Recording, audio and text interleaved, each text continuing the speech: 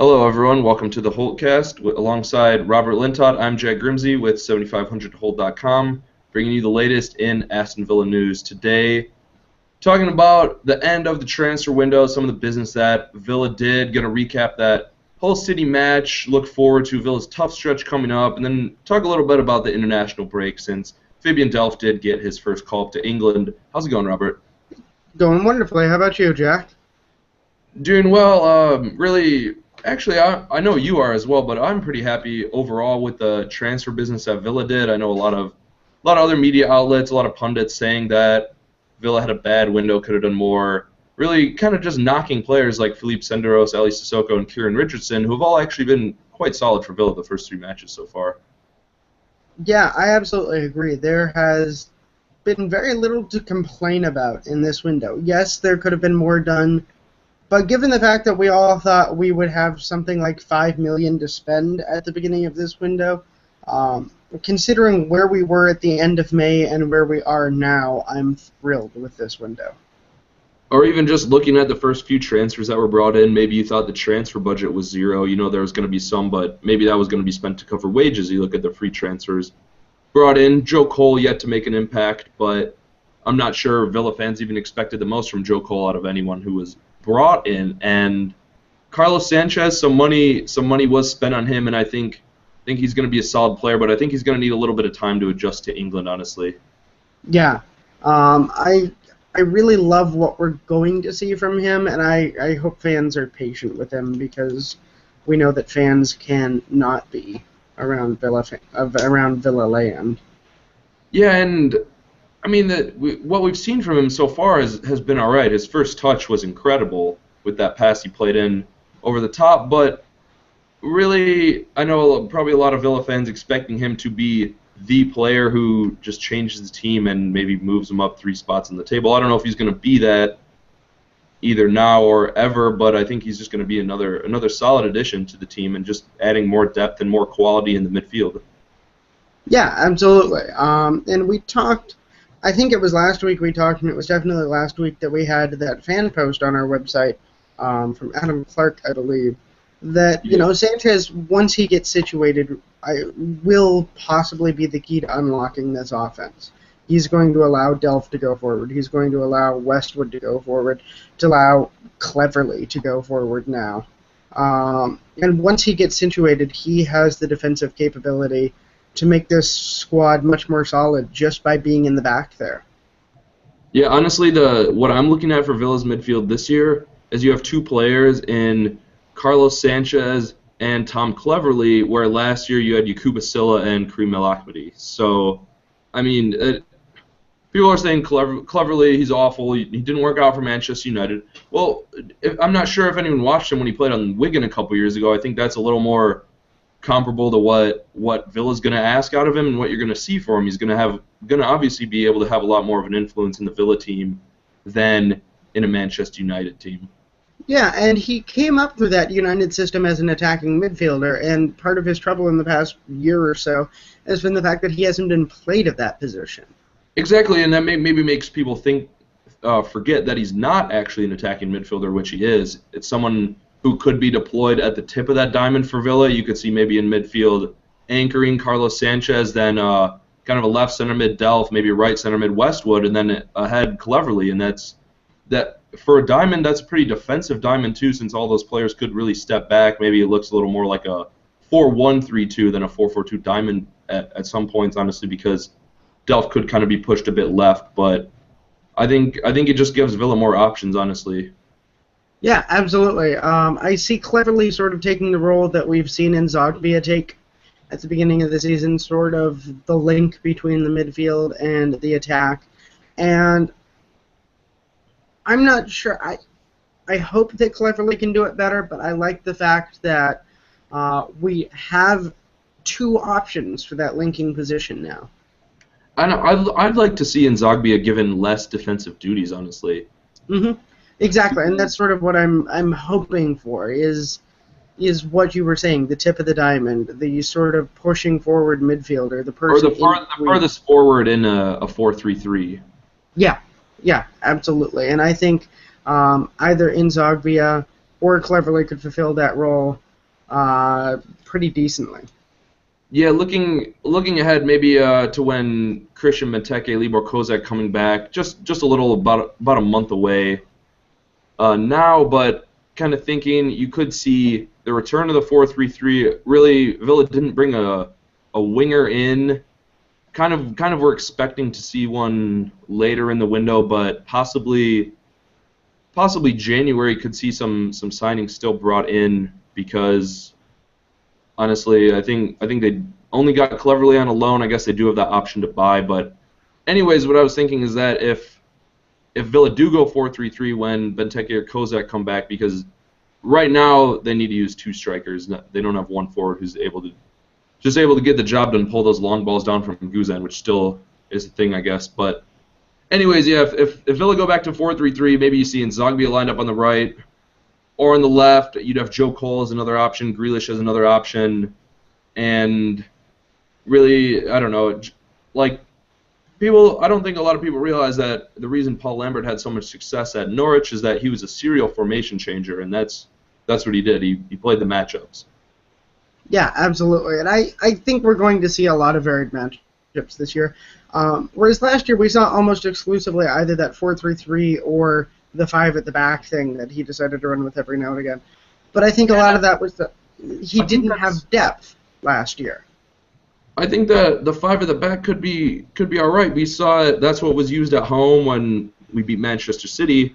And if you have 3 center backs that in Ron Vlaar, Philippe Senderos, who's actually been quite incredible, in my opinion, and then a healthy Yoris Ikora, I think that could be a solid 3 at the back. And then on the right, you could have Leandro Bacuna, who actually may be a wingback. That could be his best position. And Ali Sissoko's actually shown a lot getting forward, and he's always going to be solid defensively. So that's honestly, people look at that 3 at the back and say it's 5 at the back, but if you have fullbacks who can go forward and operate somewhat in the midfield, or even Kieran Richardson as a left wing back, who's shown some good stuff going forward, got that assist on Sunday against Hull. Or heck, Ali Sissoko at that left back. He's been doing a pretty fantastic job getting forward too. Yeah, I think so, and I know I wrote an article about him, or maybe it was in the Transfer Talk video segment, that Sissoko, a couple years ago, his value was at about 15 million euros. So it's not like he's just been having an average career like, I don't know, maybe someone like Antonio Luna or Joe Bennett, who is close to the same value paid for that. I mean, Lambert's kind of putzed around getting a left back, but seems like he's found his guy. Yeah, he certainly seems to have, at least, and hopefully that keeps up. Part of my worry with what we've seen thus far is Senderos has been great thus far. Hutton has been great thus far. And it's very tempting to say that, hey, they're fixed, they're changed, but there's a reason that we all hated Alan Hutton, and there was a preponderance of evidence that said he was terrible. But was that reason Alex McLeish? It could be. I don't think it was, because you look at a lot of Spurs fans. A lot of Spurs fans hate Alan Hutton also.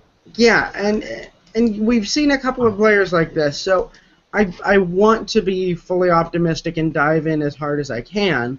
But there's just a lot of empirical evidence suggesting that this could be a fluke.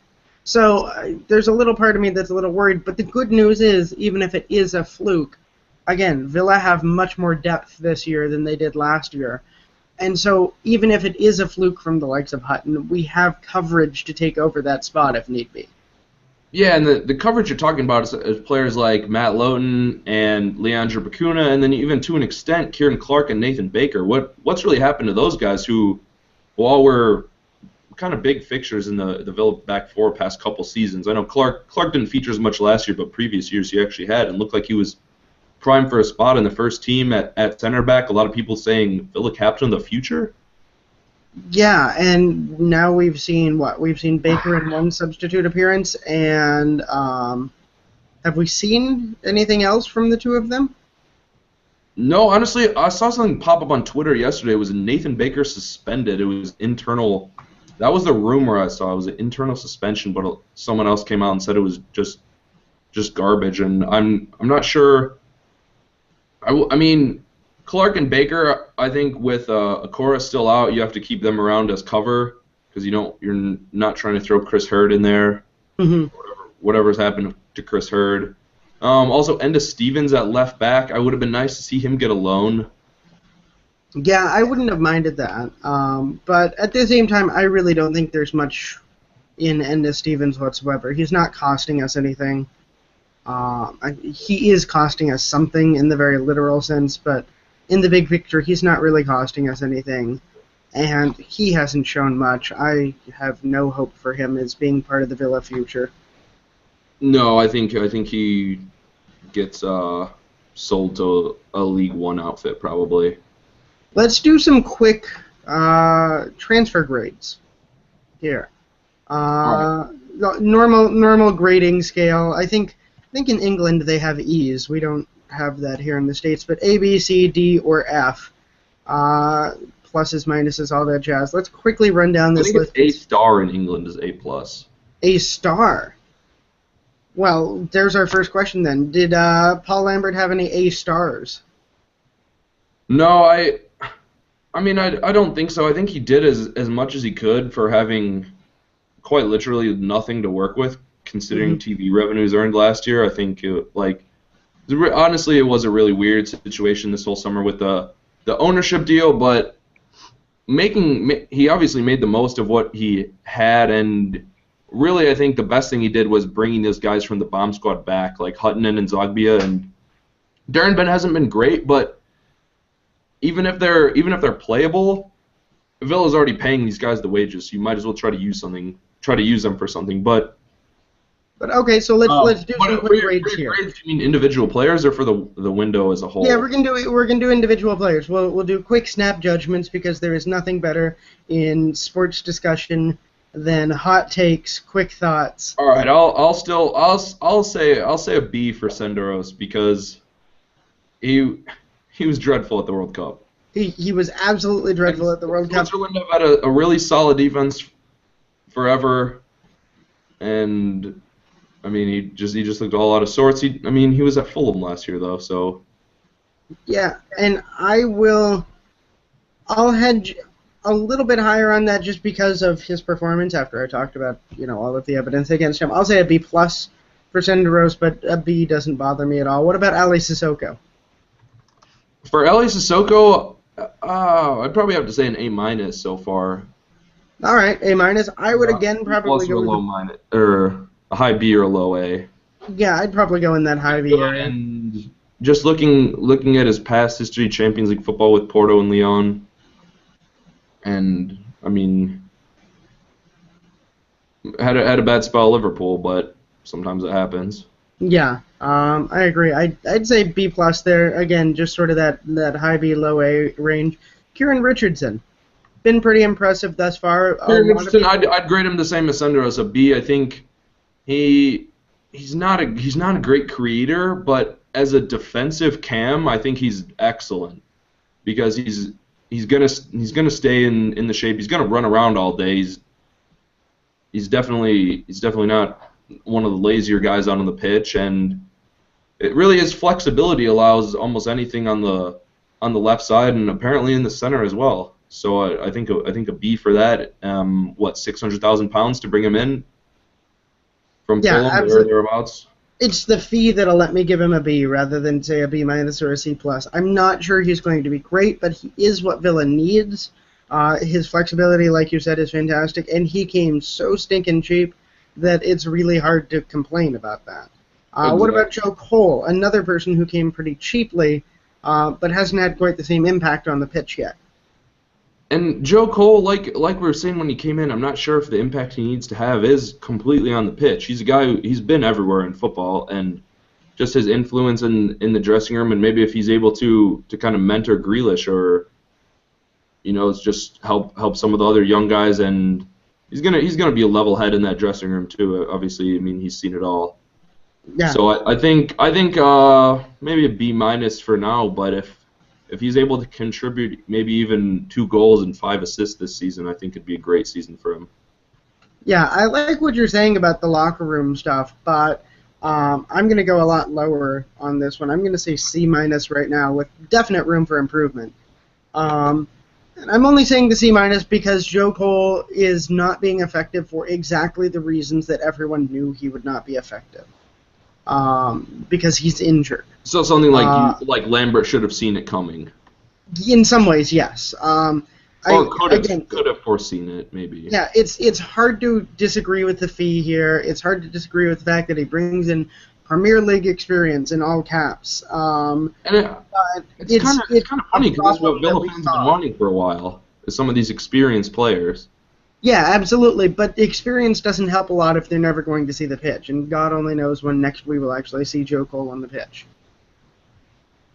Yeah, he hasn't appeared in 30 Premier League matches in a season since 2008.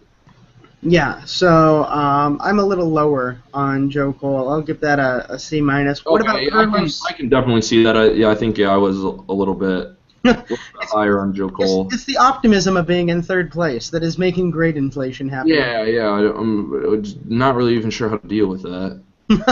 How about Carlos Sanchez? Is he on $40,000 a week? Something like that, I think. So, I mean, yeah, he's costing some money, but again, he was free to bring in. So yeah. if it's say it's a £2 million transfer, that's what Joe Cole's costing for the year, is about $2 million. Yeah. How about Carlos Sanchez? Carlos Sanchez, I'd have to give him a B right now, but I think it's a bit early, or maybe a B-. It's a bit early to judge. He hasn't got a full run out except in that League Cup game, and he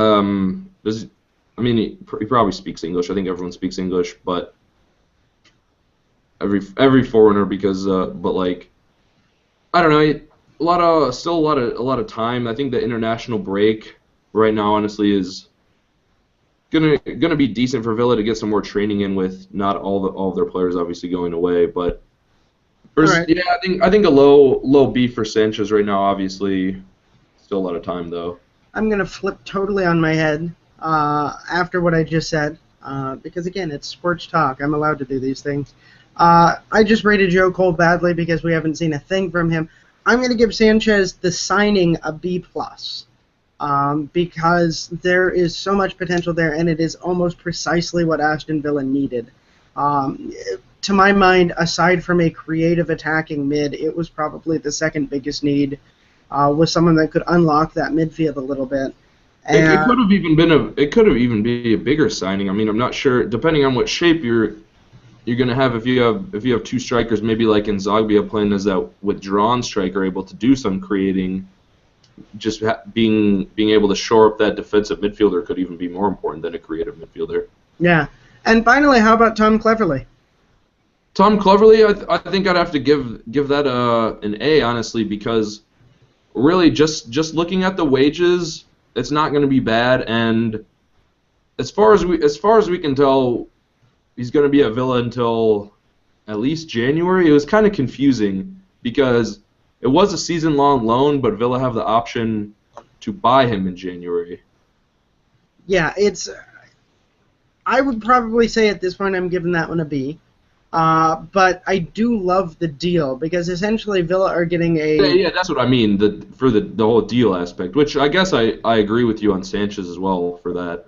Yeah, but yeah, for the deal, it's pretty smart. Villa are essentially getting a 4-month trial period, no risks, send him back if you don't like him, trial, and that's not a bad way to fit someone out.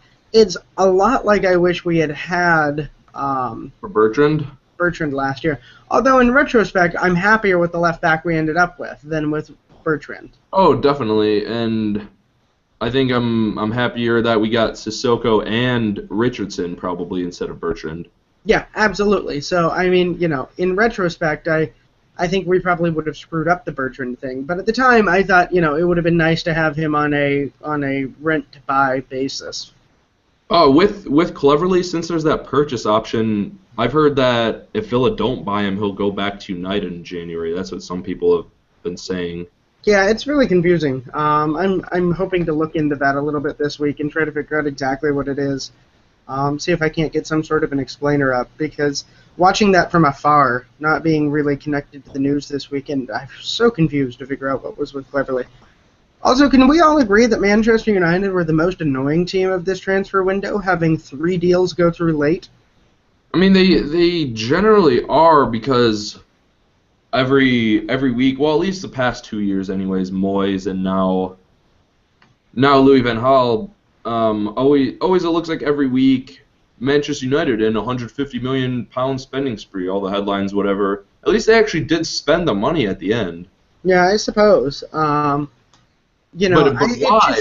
Maybe they didn't need to spend £346,000 a week on Falcao's wages. It was a £20 million loan deal, is what they were paying Monaco. Yeah, it struck me as really uppity for a bottom half of the table team to ask for 3 extensions. Yeah. I mean, a team that hasn't even won a match yet. Come on, guys, you don't really. You're not. Maybe they felt bad for him. Yeah, A couple friends I had picked United to win the title. I thought that was funny because one of my friends actually who is a United fan didn't even think they'd win the title. Maybe it's just the FA and the Premier League being nice to a team that is acting like they're newly promoted. Yeah, or who obviously brings in a lot of TV money, but You're not helping me make fun of Manchester United here, Jack. No, I wrote my fantasy column, and I was talking a little bit today. It was just really about forwards, I guess, but talking a little bit about Falcao and how I think if he can be the guy in the league for Man United, that will be good because, I mean, Rooney can play deeper, but do you even really need to buy him in your fantasy team? Because now they have 3 strikers that are 10.5, 11, and 12.5. Like, if someone expensive to have not playing. Yeah. Because you look at Manchester United's lineup and they bought all these shiny new attacking toys, but what are you going to play? A 1-6-3? Yeah, it's kind of a mess there. But we don't believe that United are going to finish in the bottom half of the table, do we? No. Probably not. Maybe the bottom half of the European places is a possibility. I think Europa League qualification could happen. Yeah, I'm not sure United qualify for Europe again this year. I think they should because you just looking at the Liverpool Spurs match on Sunday, I think both of those teams, along with Everton, kind of going to beat up on each other a little bit and, I don't know, maybe end up stealing points off each other. I'd put United into that category of the lower of the top 7, I guess, because what would you have now? I think Chelsea and Manchester City are the 2 legitimate title candidates. Yeah, Arsenal I would think so. Danny Welbeck. So I'd put them. I'd have Chelsea City at the top, and then I'd go in no particular order: Spurs, Everton, United, Liverpool. It's strange to me hearing what you're saying because I don't hear Aston Villa in those Champions League spots. No, I think they're like, I don't know. Honestly, I think Villa this season could be about the quality of Newcastle. Obviously, they drew them, and Newcastle may be a bit of a better team, at least until Villa's new signings get into gear and Benteke comes back. But no, I think that this third place position that Villa are in right now is perfectly legitimate and bound to stay that way. If they can keep picking up an average of 7 points from 3. Yeah, no kidding. You would have to love that kind of work there. What would that end up being? 64 points on the season? Yeah. I would take that. So, I mean, really, with that, let's look at the tough stretch that Villa have ahead of them. It was a great 3 matches to start the season, and as is tradition, right, when Villa get into some good form, time for the international break. Yeah, no kidding. But I think it's a good time for the international break, like you were saying. Oh, I agree with your 2 best strikers out injured, still looking to rehab them. I mean, it's kind of free time, and, like, honestly, Ron Vlaar probably unlikely to play for the Netherlands, which is good. Yes, please don't play. Still a couple injury knocks from early in the season, and Fabian Delph with the England squad got called up for the first time, so congrats to him. Yeah, I saw a rumor yesterday that Klinsmann is planning on splitting time between Guzan and Raimondo. Yeah, I saw that on Twitter last night, I think. Which is probably smart from the U.S. team perspective, since it's a meaningless match they're playing. But still, it sucks from a Villa perspective, because finally we have the U.S. starting goalkeeper, and he's going to have to split time. I mean, he did get the one shirt, and I keep saying it, but after Euro 2012 with Shea Given, and what he wasn't really fit, I guess, going into it, but he just had a terrible showing and wasn't really good after that. But you just don't want to see Brad Guzan get hurt. Yeah, no, that's absolutely true, and you don't want to see him lose confidence in a totally meaningless match. Yeah, and I mean, I don't think that's too big of a worry, but it is definitely something that could happen. Mm-hmm.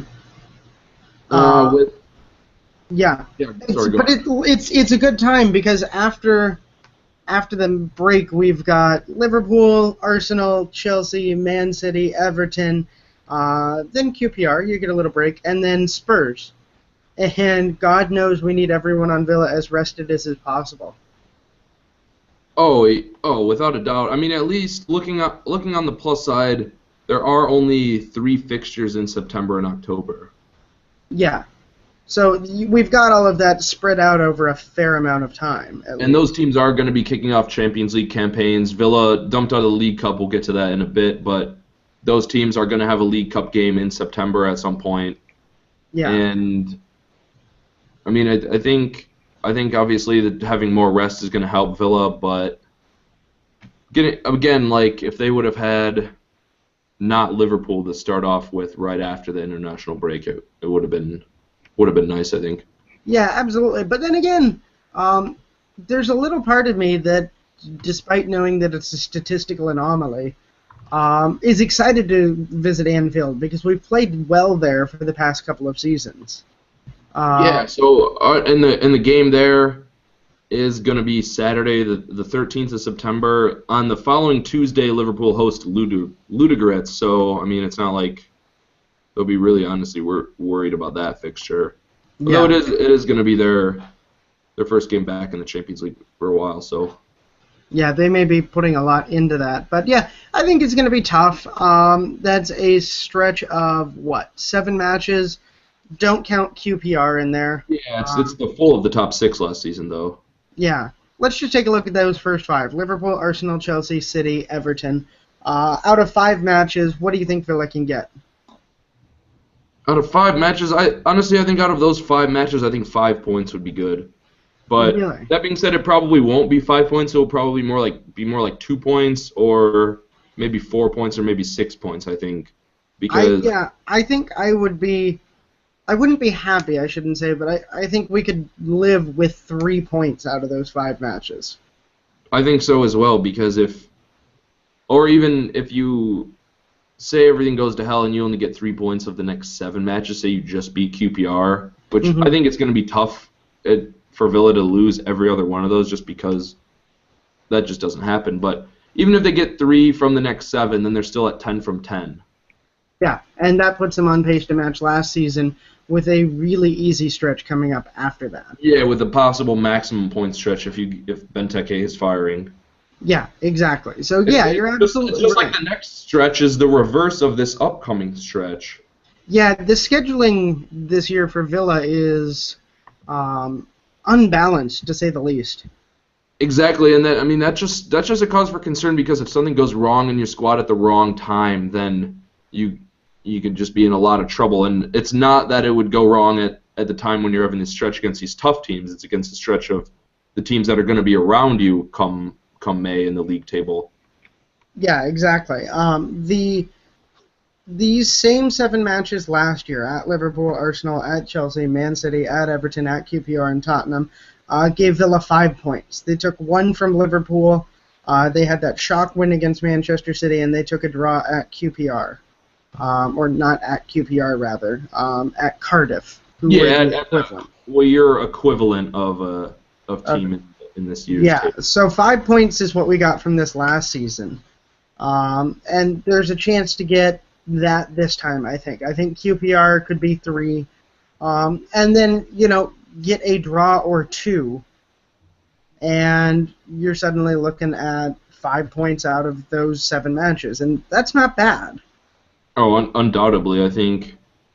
Also, yeah, just looking at those, the Champions League game that Arsenal are going to have the corresponding week, or I guess the Tuesday before they play Villa, they have Dortmund, and Man City right before. That's the 4th of October when Villa have them. They will have played against Roma the previous Tuesday, and I mean I think that's just got to be a bit encouraging that they have to go up against difficult sides midweek. Before to Chelsea, they have a Sporting Lisbon in that. Chelsea got a really weak Champions League group again. Yeah. It's pretty crazy, the sort of group they got. But like you were mentioning, like we were both mentioning, after this terrible stretch for Villa, there's an 11-match stretch that is West Ham, Southampton, Burnley, Crystal Palace, Leicester, West Brom.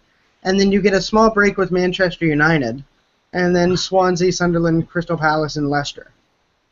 I mean, Yeah. that 11-match stretch None of there. Leicester's top 6. That's the thing. Obviously, you can't play those teams back to back. No, but that 11-match stretch there saw Villa only get 10 points last year, and this year... I think they should get 20. Yeah, this is not a Villa team that will get that few points out of there. So even if we do have a rough patch here in the next 7, there's some breathing space coming up after that. No doubt. What did you see in the whole match that's making you excited as we head on through the season? Probably the first half. The first half was great. The second half was a bit terrible, but at times really... It was kind of Villa last year because a lot of times you saw a tale of two halves. Mm-hmm. And, yeah, really dominant. First half Hull had, I think, only about 30... or I guess Villa had only 55% of the ball, really, the first half, but all the chances and all of the dangerous possession, Hull were really struggling to get out of their half in the first half. Yeah. What about the defense on Sunday? Were you happy with what you saw out of them? Yeah, I think it was another encouraging performance from the defense. Really, no one really had to stand out too much more than the others. Hutton Sissoko out wide and Vlaar Senderos in the middle. They're just really a solid unit that is just playing at a good, consistent level. Are you convinced that Andy is a threat this year? Yeah, if he's played centrally. Yeah. And is that where you saw him being played on Sunday? Yeah. Those are kind of the areas he was popping up. At least if started out wider in that 4-2-3-1, given the freedom to cut in. Mm-hmm. Yeah. I was encouraged to see Andy find the back of the net again. I said this on Twitter, but after last week's League Cup performance, boy howdy was I wrong calling for Bent instead of Vyman and Agbanlo. Oh man, Ben at the end of that match definitely should have killed it off. Yeah, God. That being said, at the end of that match, Delph made a few horrible mistakes that he could have sent Grealish in, and took the long shot instead after an extra maybe 3 dribbles, and I guess he found Bent, who was able to slot it just wide. But I guess the larger point here is Sancho Redknapp when you need her. Yeah, our larger point is last week we were calling for Bent in place of Vyman and Gabby. And you know what? Maybe Vyman and Gabby are better options right now, but it really does point out how desperately we need Benteke and Kozak back. Because that's really what you got to look at there. I think Vyman's been better than Gabby this season. Gabby had a great game last week, though. Mm-hmm. Yeah, but it's just this team desperately need. I want Gabby and Andy as substitutes. I want them as high energy, 60th minute subs. Yeah, or someone there that in case someone else is injured. Yeah, exactly. I want them as sort of secondary choices, and God knows we could turn out to be wrong about Kozak, because we didn't see a ton from him last year. What we saw was encouraging. We might be overrating him, though, sort of out of fondness of memory and how dire the situation has been of late. But we know Benteke is a known quantity. He is an excellent player who will find the back of the net. and cannot wait to have him back. Great news for Villa that he should be back in about a month, though.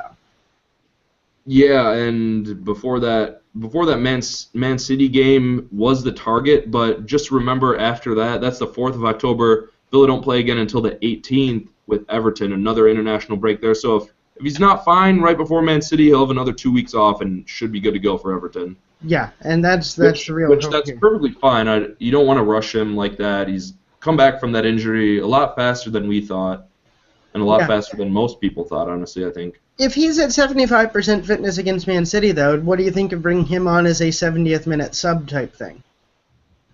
I mean, what if he tweaks something and you got to substitute the substitute? Yeah, I mean, there's always that worry. From that perspective, but can you imagine after being off since, what was it, April? Christian Benteke comes on in the 75th minute and scores the game winner against Manchester City at Villa Park. I mean, I think if it's a close game, if Villa need a goal, then you might as well go for it. Yeah, I mean, I'm just in my head trying to imagine this and overjoyed at the thought of Christian Benteke slaying Man City. Yeah, I think like just how Vyman did so last year, that was hilarious. It was wonderful. Do you have any thoughts on? Yeah, go ahead. Yeah, in the whole match, Grealish at the end came on, got 3 people booked in a 5-minute span. I enjoyed watching that happen. Hull just really unable to do anything except kick him, and I don't know. I think it's going to be an exciting season for him. I think he's probably earned a start some point in the future, but maybe not against all these really tough teams coming up. But he could be an influence as a sub for a lot of matches this season. I'm starting to think, and this is a weird feeling to have confidence in Aston Villa, but I'm starting to think they may actually know what they're doing with Jack Grealish.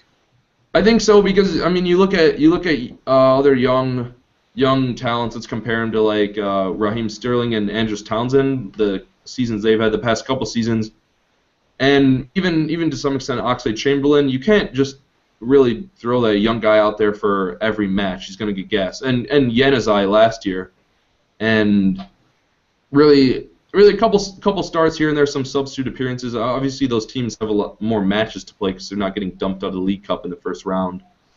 But now that we've had a week to stew, how do you feel about that dumping? I don't know. It honestly doesn't matter. It's the League Cup. Yeah, I hope they actually make a run at the FA Cup. Yeah, I was instantaneously pissed off that they got dumped out. I was too, because you should never lose to that team. No, but now with a week gone and 7 points from 9 in the Premier League, sitting in 3rd place in the Premier League, which is in all likelihood unsustainable. But they're in a great position in the league. And in reality, like you said, the League Cup doesn't matter. It's the league that actually matters. Exactly. And, I mean, the FA Cup does matter, though. Yeah. And if you get a good draw, the annoying thing about the League Cup is always the draw to see who you would have played kind of in the fixture after, say, you would have won. And literally it always seems like Villa would have got just as easy of a team last year. You look at the Sheffield United upset in the FA Cup, or they would have gone on to play Sheffield United, I guess. I mean, the Final Four that was in there with Arsenal. Yeah, it was ridiculous. But I mean, it wasn't 4-0 to MK Dons. It wasn't like that. Not that we know any teams from the Premier League. Yeah, Villa would have drawn Sheffield United. That's who Leyton Orient have. Yeah. And, that's, in theory, a beatable team. But then again, Leyton Orient were a beatable team and nothing came of that. I guess I could see it being a distraction at some point in September with Liverpool, Arsenal, and Chelsea on the fixture list. Yeah, absolutely. But then again, if you have a lower quality team, you could beat that team and actually get some confidence when you're getting possibly smashed by these massive teams. Yeah, you're right. There's tons of ways to look at it. I don't think it's the end of the world, obviously, and I think, I don't know. As long as they're able to stay somewhat confident, I think Villa will be fine. I will say from a writing perspective, I know you and I both have busy semesters ahead of us. I'm not sad to have one fewer match every now and again. Yeah, one fewer match that you have to listen to on AVTV. Oh, God. That was... For years, I loved Jack Woodward. That was one of the most unlistenable radio commentaries of any sport I have ever heard. It just seemed like they were getting so excited for Villa, while Orient had a lot of the chances, I felt like. And half the problem was stuff was going on the pitch, and they weren't talking about it. It was so annoying to listen to, given that was the only way we could all follow that match. Exactly, yeah. Honestly, I'm not sure why there's never... I could see why there's not a ton of TV coverage for the first couple rounds, but at least like a local radio, and not a sponsored radio or something. Yeah, no. All right, well, we want to sort of wrap things up here a little bit, and we were going to talk about Fabian Delph in the international break, but unfortunately, we're recording on Wednesday. Fabian Delph plays Wednesday night, and this podcast goes up on the site on Thursday, so we can't actually talk about what Delph did. So Jack and I thought we would try something a little bit different here. We're going to talk about what Delph might have done. So, this is sort of a choose-your-own-adventure thing. Pick whichever scenario actually occurred, and listen to what Jack and I have to say on that. So first scenario, Jack. Fabian Delph sits on the bench for the entire match. What are your thoughts? How does this impact him? I think it's good for his Villa career, actually, because, like we were talking about before the show, I think Fabian Delph could get probably, I don't know, if Cleverley was asking for 80K a week, maybe Delph can get 80K a week from someone in the Premier League after this season. And the more exposure he gets for England while his contract is still winding down, I think that's bad for Villa. Absolutely. All right, scenario 2. Fabian Delph comes on in the 82nd minute. England and Norway are tied 1-1, and thanks to a terrible clearance, Delph has an own goal that gives Norway the win. Yeah, I think that's bad for his confidence. He had that own goal against Fulham a couple years ago off the top of his head that leveled that at 1-1 when there's still some relegation worries. But so he's had an own goal before, but I don't know. I don't think having an own goal could just exclude you from England for the rest of your life, because it'd be nice to see him, if he stays at Villa, it'd be nice to see him continue to play for England. If making stupid mistakes excluded you from England, they would no longer have a national team. Yeah, that's a good point. No, it's great for his Villa career, though. Maybe he doesn't get selected for a little bit, and Villa can actually wrap up a contract with him. Yeah. Another scenario, Delph comes on in the 70th minute, has a workmanlike performance, doesn't really do much, just sort of does what he does at Villa all the time. Probably solid, and he probably earns a start in the next international fixture. Yeah, absolutely. He's been solid enough for Villa. That sort of play that we've seen from him is exactly what England needs. And yeah, like maybe alongside Jordan Henderson or a midfield trio of Henderson, Delph, and Jack Wilshere possibly. So all guys, a lot of energy, good passers. Delph's passing honestly could improve a lot, but yeah, it could. But his he's a great tackler. He's a great runner. Yeah. Final scenario we'll consider, Delph comes on in the 55th minute thanks to an injury, plays lights out, scores 2 goals, and is the hero of England in front of 12,000 fans at Wembley. Yeah, 12,000 fans at Wembley. I saw something, ticket sales... Their lowest ever total, so maybe even if Delph does great, no one cares about England. It seems like what's excitement for England, I guess, maybe at an all-time low right now from a lot of what I've been seeing around. But yeah, maybe he does well, and everyone just says, meh. So now that we're sort of out of the realm of speculation, as Villa fans, it would be nice to see Delph just sort of sit on the bench at least until we can get a new contract for him. But as Delph fans, wouldn't you just love to see him score a goal in his first appearance? Yeah, another screamer like Southampton or back here like Chelsea. Put the guy on the map. Seems like he always scores pretty spectacular highlight reel goals. Yeah, exactly. He's going to score, and he had a problem. He couldn't score for the first couple of years at Villa. Yeah, and hopefully that doesn't carry over to England. As much as I would love to see him sort of fade a little bit, because I want to see the contract, for his sake, given everything that he's done, all the work he's put in for Villa, all the time he's waited for this call-up. I hope he performs lights out. Yeah, all the injury recoveries he's gone through. Yeah, I hope he's absolutely lights out and just puts himself on the England map. And maybe if he does that, then it will push Villa into offering him a contract. Because if Villa are going to sell, wouldn't you want to have someone you could sell for 10 or 15 million instead of letting him walk? Or better yet, if Villa are going to sell, wouldn't you want someone who's hugely marketable in England?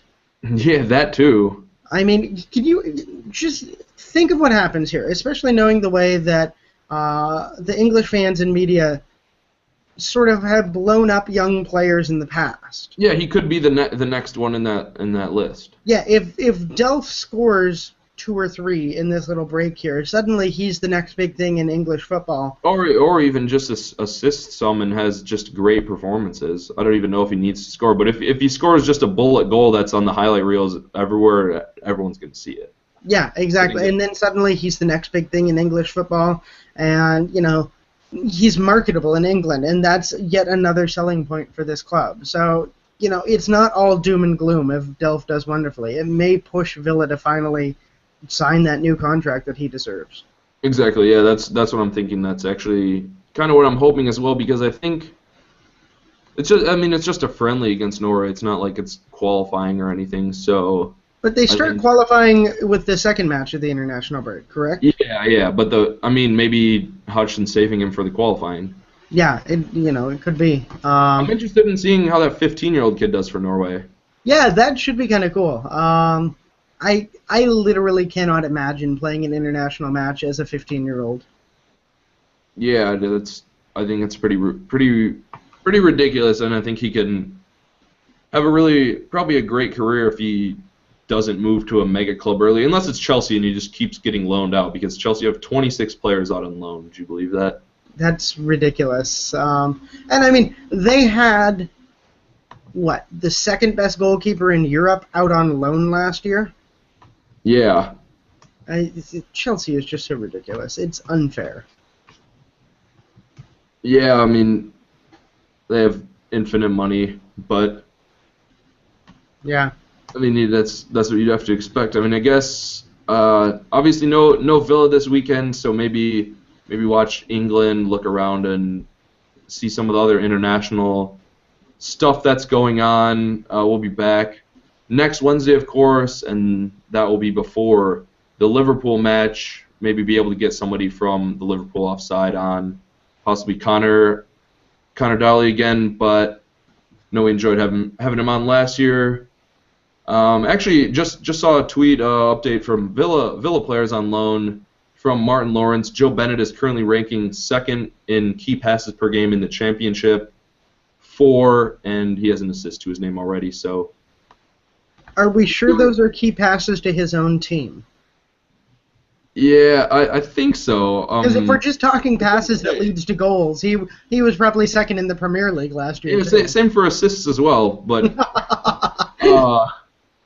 Yeah, I don't know. Hopefully Villa's loanies should be able to do all right. Actually, one last thing on Cleverley is I saw that maybe if Cleverley does leave in January, people were hoping Gardner would be back from Brighton and Hove Albion. His loan ends in January. He'd be able to slot into the team. I think the Cleverley thing could depend on some injuries as well. But yeah, anyways, remember we're still on iTunes, BTR, Stitcher, and yeah, I think just pretty excited around Villa right now. The 7 points from 3 matches. I think that's a consensus you got from Robert and I today. Any final thoughts, Robert? No, the only thing I can think is, sure, the third place seems unsustainable, but it seems unlikely now, so why not keep it going? Exactly, yeah, I think that's a good note to end on for the day. Anyways, I want to thank you for joining us for this week's rendition of the Holtecast. For Robert Lintott and 7500tohold.com, I'm Jack Grimsey, and we'll see you next week.